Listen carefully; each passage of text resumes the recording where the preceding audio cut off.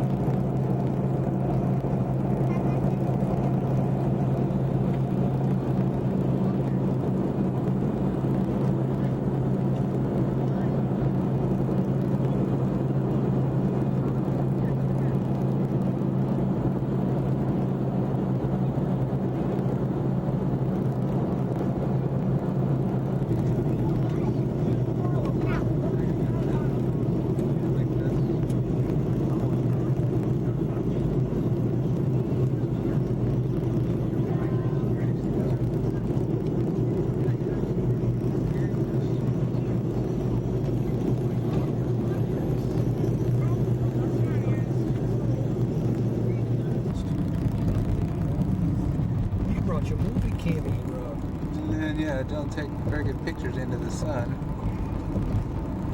I thought about bringing mine, but we decided to bring a 35 millimeter instead. Mine's a big one. Oh, you brought his video? Yeah, he brought his video.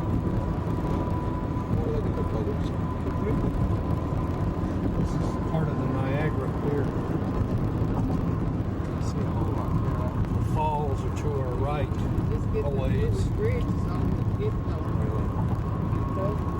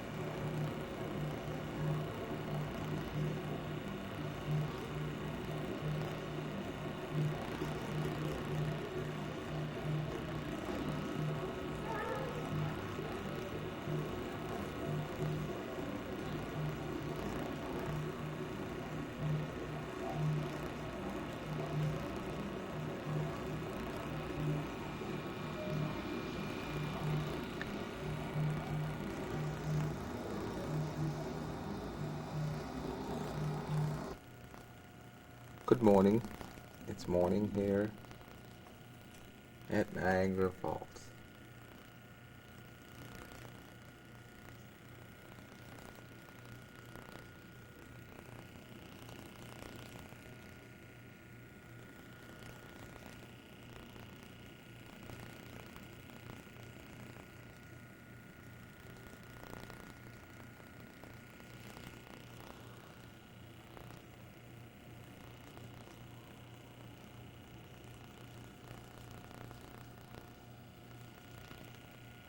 Like there's a lot of seagulls around.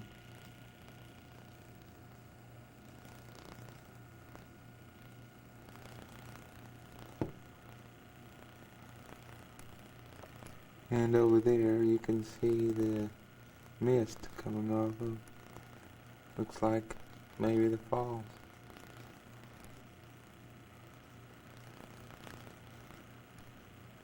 Right over in there.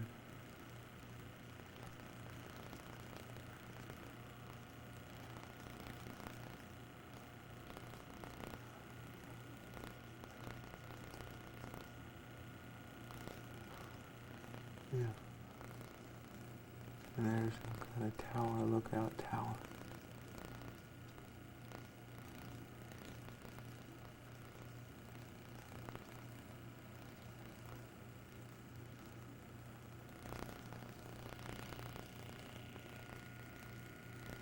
There's some kind of old church with those old things there on it. Yeah. And there's another one there.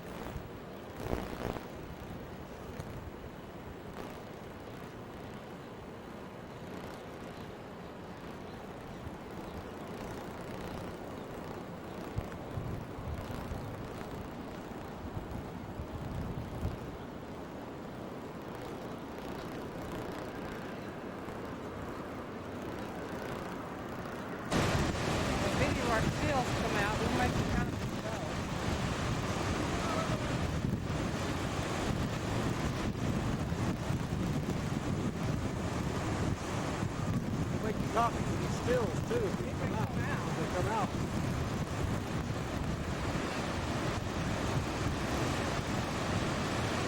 If you fall off of that, you ain't got a perfect chance of getting to the space.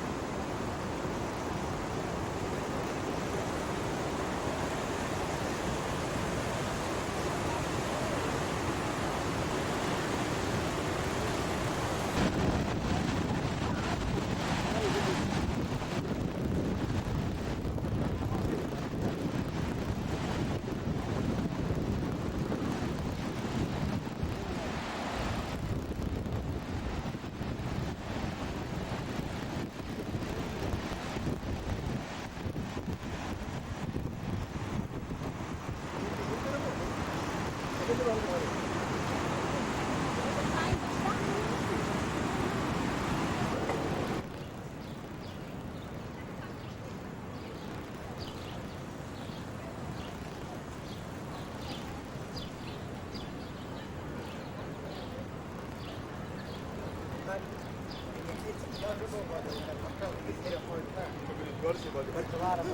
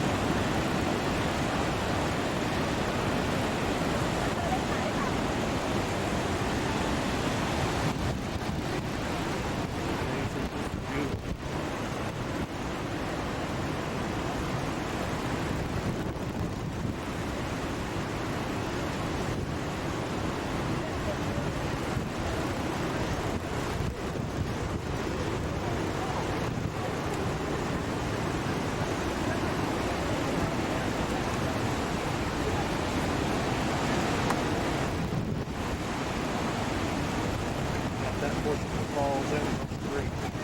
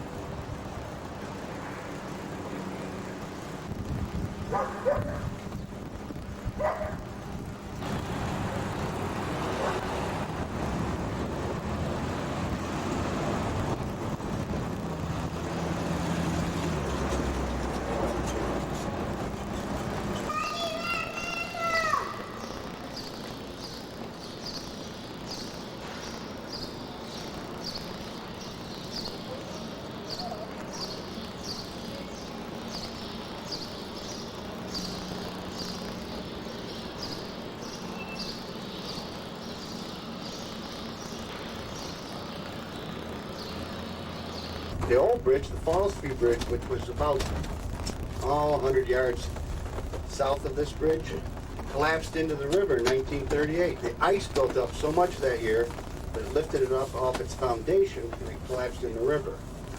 That same year, the falls froze, one of the few times it's ever froze.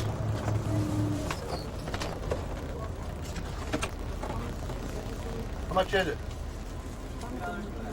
Two? Years, the water literally wore away the rock and cut this gorge right out of here. The water in there is over 200 feet deep. Now look off to the left, that's what you came to see. All the way down is the Canadian, or as it's better known, the Horseshoe Falls. That's the widest at 2,200 feet, and to the left of it is the American. The American is 1,060 feet wide. They're both right around 180 feet high. The Canadian Falls, but the river, now there'll be a bend. There'll be one bend where I'll show you down at the whirlpool. I'm going to have to see that little bitty mirror there, okay? There's a bend down by the whirlpool that goes east and west. Other than that, it flows north. When it hits Lake Ontario, it's going northeast, and then the St. Lawrence is more like northeast. And the rock that held the plant up, one day they came into work and they reported that it was leaking in the walls. They tried to patch it, and then they had to evacuate, and a few hours later it came right down. It came down in a couple of minutes. Now over here in Canada, you'll notice that everything is spotless and beautiful, their gardens and everything. But it's like that throughout Canada. But another reason you'll see it along here so beautiful is that all along this river for 35 miles, the Niagara Parks Commission owns all these souvenir stores, all these attractions, these parking lots that charge $8, all the refreshment stands, everything. And they keep putting the money right back into it. That's why it's so beautiful over there. They really do have a good system. Is that Niagara, U.S. or Niagara? No, over here, Canada. Niagara Parks is Canada. On the American side, it's Niagara Frontier Parks. This side, it's the Niagara Parks Commission. So these gardens on the right are the Oaks Gardens, named for Sir Harry Oaks. Sir Harry was the original commissioner of these parks, the first commissioner. He made a fortune gold mining in Alaska.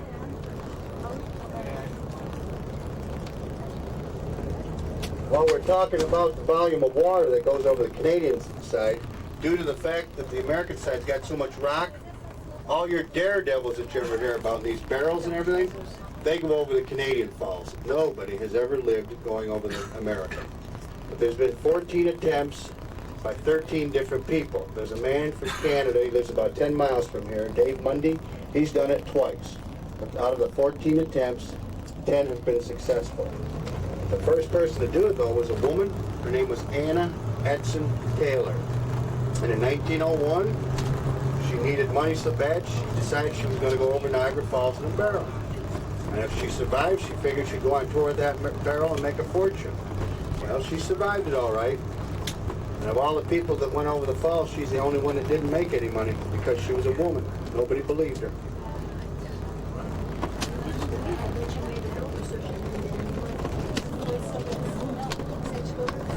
But if you think about it, today, the barrels they have, they blow them with styrofoam, they put neck braces in, harnesses, they have walkie-talkies or two-way radios.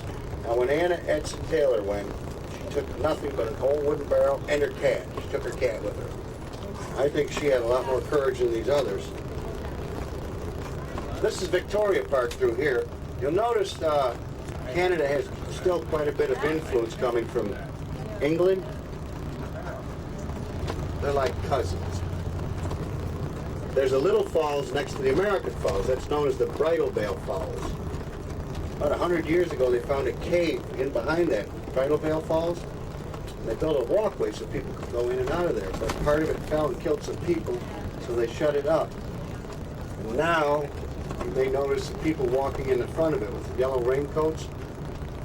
That's called the Cave of the Winds Walk. It goes right up into the bottom of the Bridal Veil Falls. Down right with